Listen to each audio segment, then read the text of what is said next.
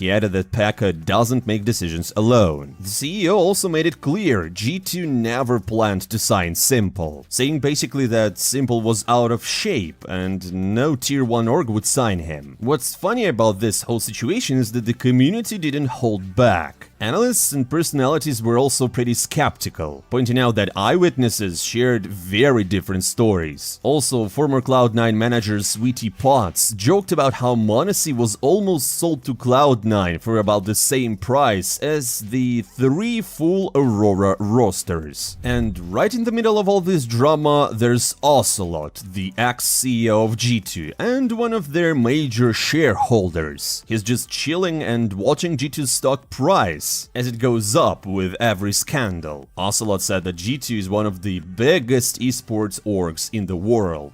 And since we're already talking about coaches, we couldn't skip the latest comments from G2's CEO, who revealed a lot of interesting details. For example, he said that they picked Taz as the new coach because G2 mainly needed someone to boost the team's vibe. According to the CEO, they didn't need a tactical coach at that point. The team already had the experience, firepower, and set plays. So Taz, who had trophies in his locker room, was the perfect fit. The CEO also admitted that things started falling apart right after IEM Sydney 2023. After getting knocked out of the tournament, they got 3 big hits. Nico was in talks with Falcons, Cloud9 were interested in M0nesy, and Vitality were after Hunter. So G2 was shaking from the inside, and something had to be done. Unfortunately, the first mistake was kicking JKS after the Australian event. The CEO said it happened because instead of trying to fix team issues, JKS decided to spend time with his family, which he rarely gets to see, because they